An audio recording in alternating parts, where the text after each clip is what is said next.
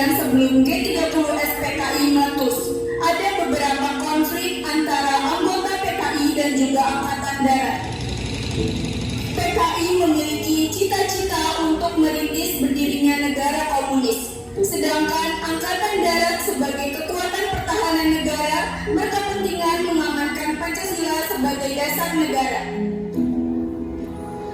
Pada awal Agustus tahun 1965, Soekarno selaku Presiden Indonesia jatuh sakit. Kondisi Soekarno yang kritis dimanfaatkan oleh D.N. Aidit selaku pemimpin PKI untuk melakukan rencananya menjadikan Indonesia menjadi negara komunis. Isu-isu mengenai Dewan Jenderal terus dihembuskan. Mereka mendesak Soekarno untuk membungkam lawan-lawan mereka. Tanggal 8 sampai 12 Agustus 1965, Aidit, Syam, dan Letnan Kolonel Untung melakukan pertemuan di kediaman Aidit untuk membahas mengapa dibuatnya negara komunis ini.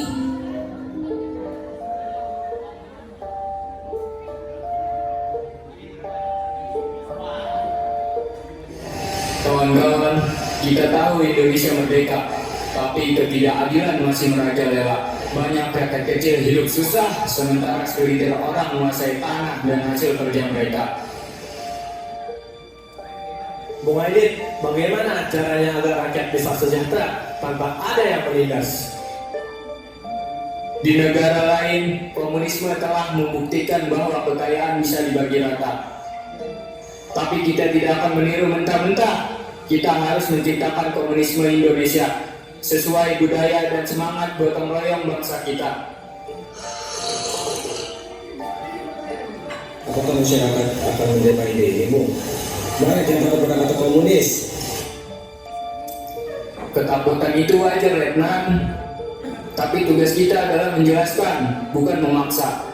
Kita tunjukkan bahwa komunisme adalah tentang keadilan, bukan pemberontakan. Rakyat harus sadar bahwa mereka punya hak atas hidupnya sendiri. Dan itu berarti kita harus siap menghadapi perlawanan, Bung, dari orang-orang yang takut kehilangan kebebasan mereka. Benar, tapi selama kita benar dan rakyat bersama kita tidak akan kalah. Inilah awal perjuangan kita. Mari kita bangun komunitas yang adil demi masa depan di Indonesia.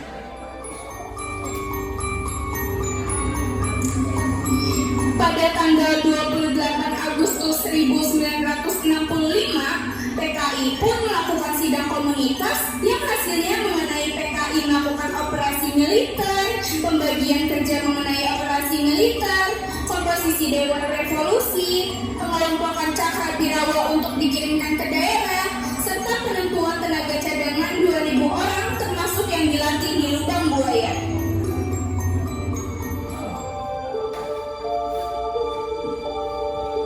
Kawan-kawan, situasi semakin genting. Dewan Jenderal mengancam revolusi kita. Kita harus bertindak cepat dan tepat. Langkah ini sangat beresiko, Bung. Apa kita yakin rakyat akan mendukung? Ini bukan untuk menakuti rakyat, Sam. Ini demi keamanan revolusi. Letnan Untung, pasukan Cakrawirawa siap bergerak. Siap, Bung. Semuanya sudah dilatih. Operasi pengamanan akan berjalan sesuai rencana. Tapi, Bung, ini bisa menimbulkan korban. Bagaimana jika rakyat panik? Kita tidak ingin perang. Kita ingin mengamankan mereka, bukan membunuh. Ini demi masa depan rakyat kecil, demi keadilan sosial.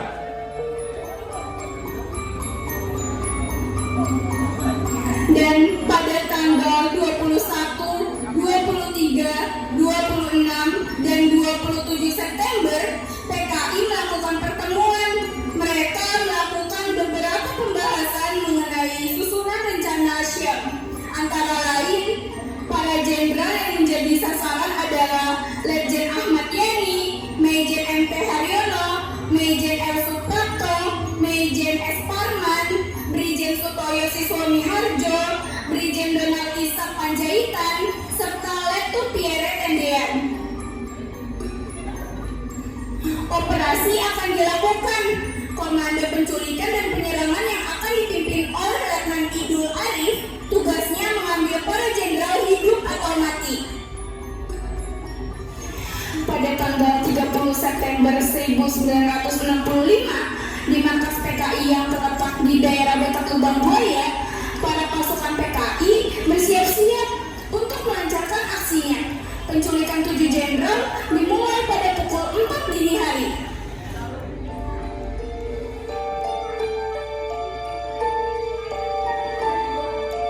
Kita tak punya banyak waktu. Rencana ini harus berjalan malam ini juga. Para jenderal itu menjadi ancaman bagi kita, dan kita harus menyingkirkan mereka sebelum mereka bergerak. Tapi Bung, ini resiko besar. Jika ketahuan, kita sendiri bisa dihancurkan. Aku paham, Arif. Tapi lain kenyataannya, kita tak bisa berdiam. Revolusi tak menunggu orang yang ragu. Kamu yang terbaik untuk tugas ini, dan aku percaya kamu bisa melakukannya tanpa meninggalkan jejak. Baik Bung, apa perintah Anda? Kamu akan memimpin operasi. Ambil beberapa orang yang bisa kau percayai. Pastikan semuanya berjalan cepat dan rapi. Tidak ada yang boleh melihat dan tidak ada yang boleh selamat kecuali mereka yang kita tentukan sendiri. Mengerti Bung, semua akan sesuai perintah. Ingat Arif, ini bukan tentang keberanian semata. Ini tentang ketepatan dan keberhasilan. Dan juga jangan gagal. Saya tidak akan gagal Bung, mereka akan tertangkap sebelum ada yang sempat menaruh curiga sedikit pun. Bagus, segera persiapkan. Waktu kita hampir habis. Pada tanggal 1 Oktober 1965 dini hari, pasukan penculikan 7 jenderal dilakukan secara serentak di kediaman ketujuh para jenderal. Mereka harus membawa para jenderal ke markas PKI di Lubang Buaya dalam keadaan hidup atau mati. Di kediaman Jenderal A.H. Nasution.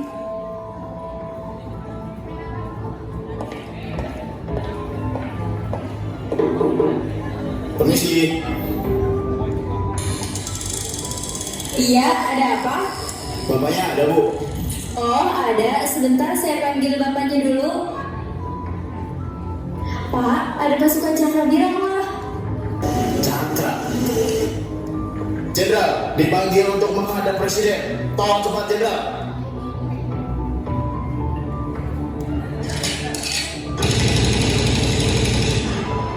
Ayah!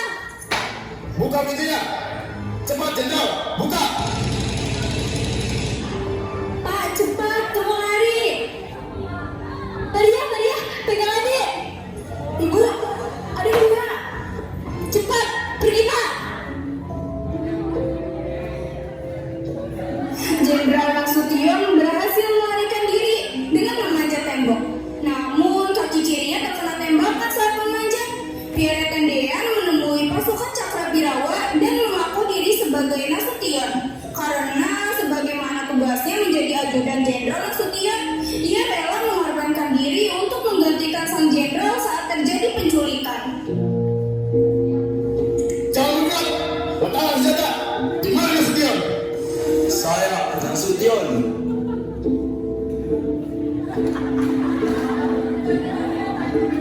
Di kediaman Ahmad Yani.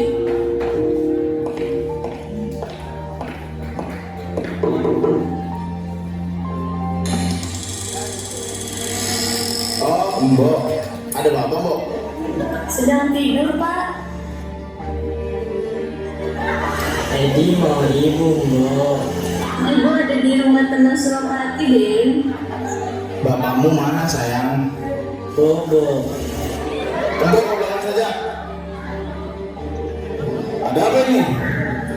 Bapak diminta menghadap ke Presiden. Sekarang juga. Sekarang. Kalau begitu tunggulah, saya mandi dulu. Sebaiknya tidak usah mandi, Jenderal. Paling tidak cuci muka, toh berpakaian. Tidak usah berpakaian, Jenderal. Lancang kalian. Tak apa kalian. Jadi, tembak.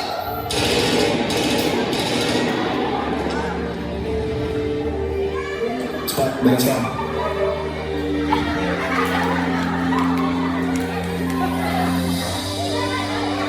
Di kediaman Brigjen Sutoyo.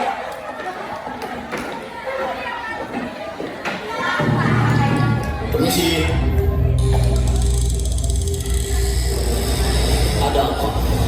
Bapak diminta menghadap ke Presiden. Sekarang juga. Malam-malam begini, mendadak begini. Maaf, Jenderal. Tidak ada penjelasan. Waktu terbatas, Jenderal. Apa arti ini semua? Kami hanya menjalani perintah, Jenderal. Perintah siapa? Atasan kami. Siapa dia? Silakan, Jenderal. Jalan. Di kediaman Lejen S. Parman. Ada apa? Keadaan negara sedang genting, Pak. Bapak diminta untuk menghadap presiden sekarang juga. Baik. Loh, kenapa ikut masuk? Mana surat perintah? Kok aneh mas? Simbol mereka cuma 4 angka. Itu memang simbol cakra. Coba hubungi pelayan ibu. Loh, Loh, kok telepon saya diputus? Kalau begitu, saya pasti sedang difitnah. Bapak presiden sedang menunggu, Jenderal.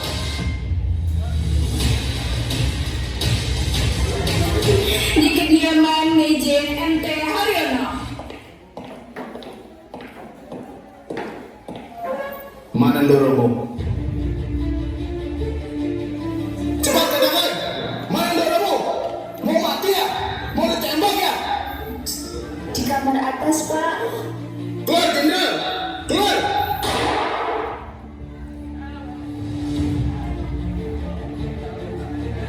Segera turun, Jenderal! Sebentar, saya akan bersiap-siap terlebih dahulu. Bawa Jenderal Haryono keluar.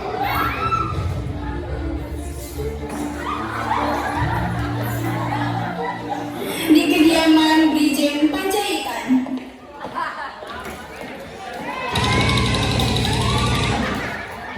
Segera turun, Jenderal!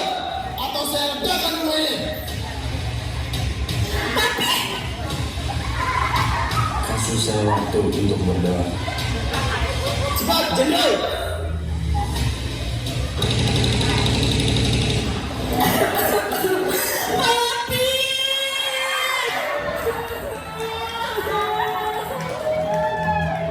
Jenderal Panjaitan tewas di dekat rumahnya. Beliau menyempatkan berdoa terlebih dahulu. Namun PKI marah karena Panjaitan mengulur-ulur waktu. Mereka pun menembak Panjaitan hingga mati. Jenazahnya dibawa ke lubang buaya. Pagi berikutnya, anak buah Letnan Kolonel Untung mengambil alih kantor Radio Republik Indonesia dan memaksa staf di sana untuk membaca pidato Untung yang menyatakan bahwa dia 13 PKI telah bergerak untuk mencegah kudeta oleh Dewan Jenderal dan mengumumkan pembentukan Dewan Revolusi. Soeharto pun memanggil Ketua Batalion Pengaman Presiden ke markas Angkatan Darat. Duduk. Siap. Apa tugas kalian? Tugas kami mengamankan presiden, Pak. Kami diberitahu akan ada kudeta dari Dewan Jenderal. Itu semua tidak betul. Kamu tahu bahwa Presiden Soekarno saat ini sedang berada di istana, membawa bukit sendiri di istana. Dan kamu juga harus tahu bahwa gerakan itu pasti di dalam orang PKI. Saya kenal betul mereka dan cara-cara mereka. Gerakan mereka merupakan gerakan pemberontakan. Jadi saya memutuskan untuk menghadapi. Sampaikan ini kepada seluruh anggota kami supaya cepat terlalu. Lalu, Soeharto pun mengadakan rapat staf pertama di markas TNI. Saya mendapatkan informasi bahwa PJ Jenderal telah diculik oleh anggota Letnan dengan alasan untuk menyelamatkan Presiden Soekarno. Menurut saya, gerakan ini bukan hanya untuk menculik para jenderal, tetapi juga gerakan untuk merebut negara secara paksa dan pasti didalangi oleh PKI. Jadi saya akan menghadapi mereka daripada kita mati sia-sia. Apa Panglima sudah mengetahui terhadap tokoh-tokoh pimpinan Angkatan Darat? Siap, Jenderal. Kami tidak mengetahui apapun. Mereka telah diculik oleh gerakan yang dipimpin oleh Letnan Untung, bahwa saya telah mengambil komando dan mengambil pimpinan agar tidak terjadi kekosongan kekuasaan dan jangan sampai ada gerakan tanpa sepengetahuan Panglima. Siapkan pasukan kalian untuk menangkap anggota PKI. Siap, laksanakan, Jenderal.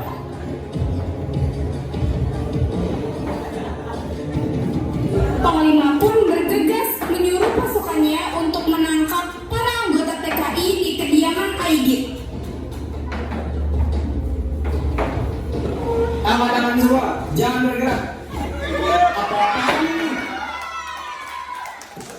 mau ditangkap atas nama Republik Indonesia. Perjuangan kami belum berakhir. Bagi kami, pengkhianatan sudah berakhir. Aidit dan beserta para anggota Cakrabirawa digiring ke sebuah lapangan dan suara tembakan pun terdengar, tanda eksekusi telah selesai. Siap, tembak!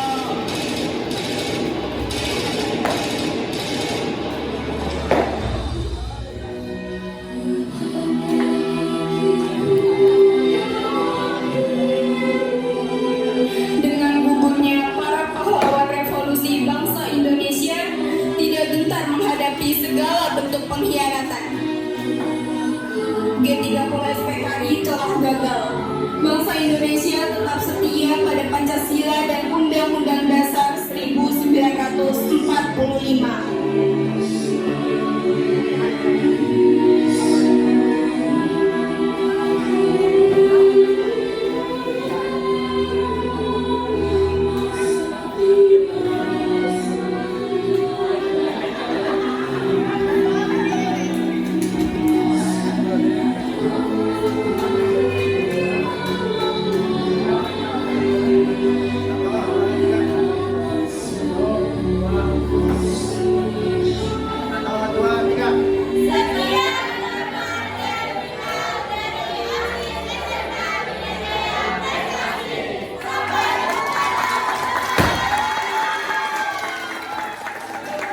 Kasih tepuk tangan yang meriah dong buat semuanya. Sambil saya tetap standby di situ sambil saya perkenalkan. Kasih tepuk tangan untuk para pemeran anggota PKI. Yang pertama ada siapa itu namanya? Danan sebagai Danan Aidit. Lalu ada Reski sebagai Syam, asistennya Dayan Aidit. Lalu ada Letnan Untung yang diperankan oleh Dimas. Oh Dimas, kita tunggu Dimas sama Sadam. Lalu ada Letnan Idul Arif yang diperankan oleh Alvito. Mana Alvito? Friendsnya Ica. Lalu ada pahlawan-pahlawan Indonesia. Yakni yang pertama ada dari Jenderal Ahmad Nasution yang diperankan oleh Sadam. Kasih tepuk tangan. Lalu penggantinya Sadam, yakni Kapten Pierre Tendean diperankan oleh Lutfi Alindano. Terima kasih. Lalu Ahmad Yani diperankan oleh Mas Wahyu. Tepuk tangan buat Mas Wahyu. Oh, ada pembantunya Mas Wahyu. Pembantunya Mas Wahyu diperankan oleh Yang mengambil sejarah. Oh Cindy. Cindy, kasih tepuk tangan yang meriah buat Cindy. Lalu ada anaknya Jenderal Ahmad Yani, yakni yang paling gemoy, Edi, diperankan oleh Fadila Rido yang tadi mau bobo. Istri Nasution diperankan oleh Habibah. Lalu adik atau anaknya ya, anaknya Ahmad Nasution, yakni Elma dan Vera. Lalu ada Brigjen Sutoyo yang diperankan oleh Iqbal. Oh ini yang kemarin yang heboh dengan dia, FBP. Lalu ada Jenderal Lesparman yang diperankan oleh Fuad Baharuna. Lalu istrinya Jenderal yakni Rena Nadila Putri, istrinya Fuad. Lalu ada Brigjen MT Haryono yang diperankan oleh Boy. Oh sorry ada Sera yang meranin MT Haryono dan pembantunya yakni Dian. Boy itu adalah Brigjen Panjaitan. Dan yang tadi papi itu bukan istrinya guys, itu anaknya Brigjen Panjaitan yakni Sep